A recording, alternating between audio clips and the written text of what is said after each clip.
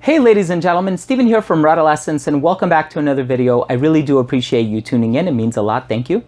And in today's episode, we're going to be taking a closer look at one of the newest releases by the company Dua Fragrances, and this one is called Poseidon's Elixir Remixed Mod 1. So stay tuned.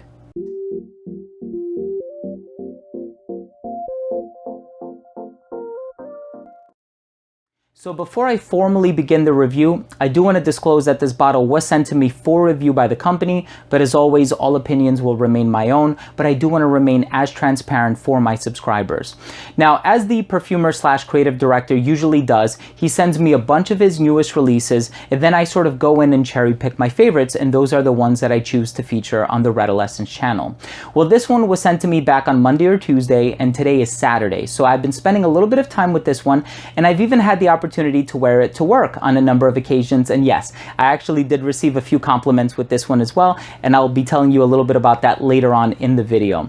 So for those of you who don't know, Dua Fragrances makes their own clones, versions, inspired expressions, whatever you want to call them, on more popular niche fragrances. It used to be designers back in the day, but now they're focusing strictly on niche fragrances, but also really hard to find niche fragrances. In the case of this one, it's not necessarily hard to find, but I like that they took the DNA of an established fragrance, this time being Creed Aventus, and they decided to put their own little creative twist on it, sort of turning it into an original creation, but not really, because it still has so much of that Creed Aventus DNA and gene in there that it's inevitably a clone of Creed Aventus. So what is this one all about? Well, let's go back to the grassroots, the beginning. So they came out with a fragrance called Poseidon's Elixir, and that was a clone of Creed Aventus. And then they came out with 2.0, which was kind of a remix version in and of itself, and then they released 13ZZ, which was a clone of that one particular batch of Creed Aventus that came out in 2013, and that was the Z01 batch, or I should say the serial number ended in the number Z01. And then there was 11Z, and now there's Remixed Mod 1.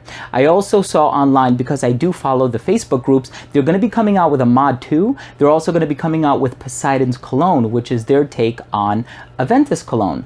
I don't have a bottle of that in my hands yet. I hope to get one soon. I'm excited to try it. I'm also excited to let you guys know what I think of this fragrance, but let's go ahead and start things off by taking a very quick look at the presentation. So the presentation for this fragrance comes in this cardboard box with an Arabic symbol on the front that means prayer. The side of the box has the concentration of the perfume, which is Extrait de Parfum. And the back of the box has a list of ingredients on it, along with the size and the concentration. On the inside of the box is a little blurb that tells you a little bit about what the company is about. And on the right side, you will find the silhouette of the bottle in which the bottle rests. The bottle itself has a sort of iridescent quality to it, and it also has Poseidon on the bottom right-hand corner. The name of the fragrance may also be located on the side. The cap for this fragrance clicks into place very securely. You can pick this one up from the cap. The distribution on the atomizer gives you a nice and even wide mist. Let's continue with the smell. So as soon as this fragrance opens up, you are inevitably going to get that Creed Aventus DNA. So for those of you who don't know, what does Creed Aventus smell like? You have pineapple, apple, blackcurrant, jasmine, birch tar or birch wood, patchouli, oak moss, amber, vanilla. I mean, it's a really dense and jam-packed composition, and it's one of the most iconic smells out there. You have everything from Vibrant Leather by Zara to Parfum Vintage, and there are many other companies out there that, of course, have put their own take on Creed Aventus, and I think all of them, for the most part, have done a pretty wonderful job. In the case of this fragrance, it is a remix version of some of the more polished, even batches of Aventus, but also some of the more smoky batches of Aventus. So this is kind of like a hybrid. It's a marriage or a fusion of those batches of Creed Aventus. So it seems like I can't speak about Creed Aventus on my channel without mentioning the fact that I did wear Creed Aventus on my wedding day. I also wore it all throughout my honeymoon. So for me, it's always about being able to trigger those same emotions whenever I wear Creed Aventus, a current batch of Creed Aventus, or a fragrance that is inevitably and invariably inspired by Creed Aventus. And so that's the catalyst for me. And so there are a lot of fragrances out there, like one I mentioned earlier, Vibrant Leather. Whenever I wear Vibrant Leather, although I do admit that it does smell like Creed Aventus and it's a really inexpensive version of it, yeah, it falls flat after a while, but it doesn't actually conjure any of those same memories that I had when I was on my cruise spending a wonderful time with my wife, who at the time just became my wife, and that was really special for me.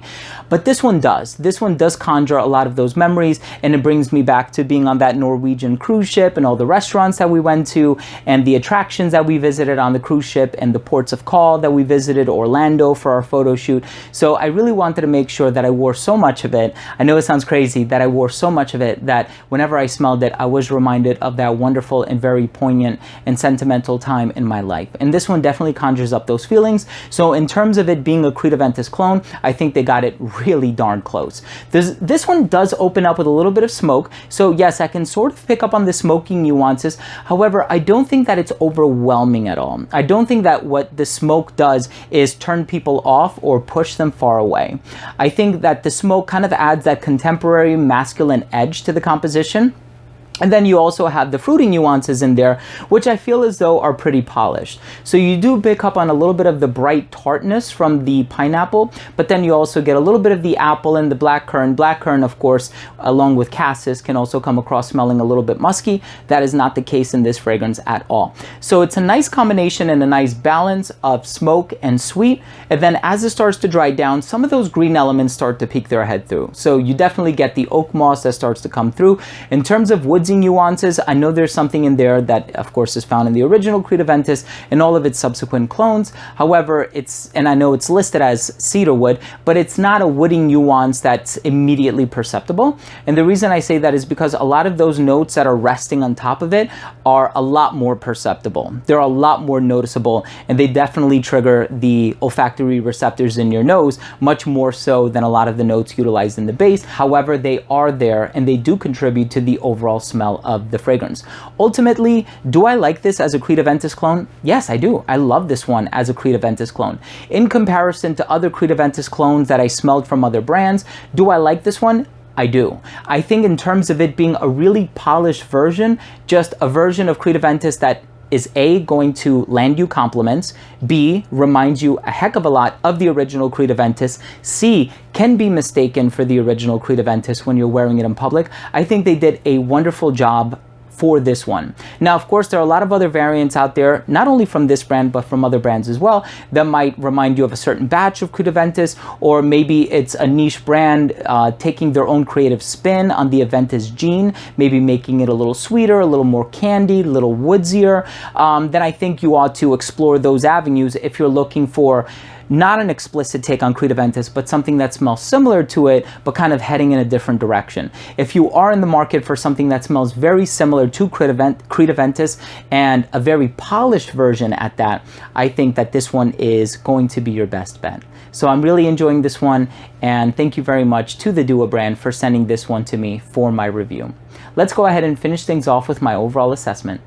So first up, in terms of the uniqueness and the overall smell, of course, this is not a unique fragrance. This is a clone or an inspired expression of an existing fragrance. And of course, I would always recommend that you go out there and try the original if that's what you're in the market for. However, if you are interested in a more fairly priced alternative, or a more inexpensive alternative, I should say, of course, look no further. I think this is a wonderful iteration. In terms of the overall smell, amazing. Of course, the original Aventus DNA is polarizing as it is. Some people really don't care for it. Some people swear by it.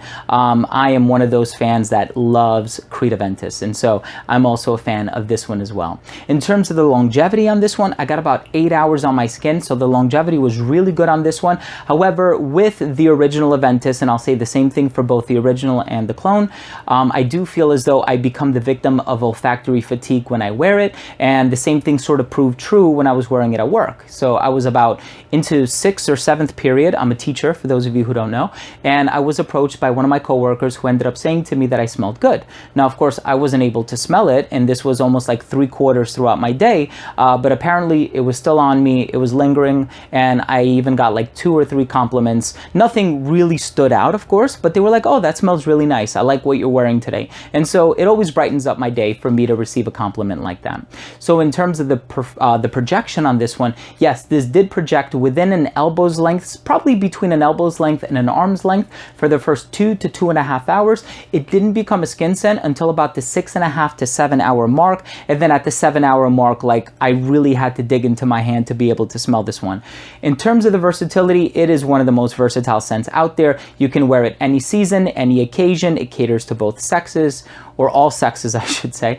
And this is a wonderful scent at the end of the day. In terms of the presentation, I do like how they up their game. And of course, they're not going for anything a little bit more elaborate or ornate, because they are trying to keep the cost rather low. And so my final verdict on this one is, I love it, right? Do I think it's going to take place of Aventus? Of course, Aventus is one of my favorite fragrances of all time. I'm always going to have a bottle on hand. However, specific bottles like the one that I wore on my honeymoon and the one that I wore on my job interview, I always like to conserve a little bit of what's left in those bottles so that if there ends up being a special occasion, I can always go back to that. But for the meantime, I always enjoy having a more favorably priced alternative, and I think this one really fits the bill, and I'm very happy to have this one in my collection. So thank you again for sending it to me for review.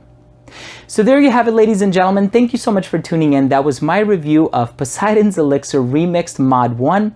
If you own or have tried this version or anything from the Poseidon's Elixir series, I would love to know what you think. Which one is your favorite? Please let me know.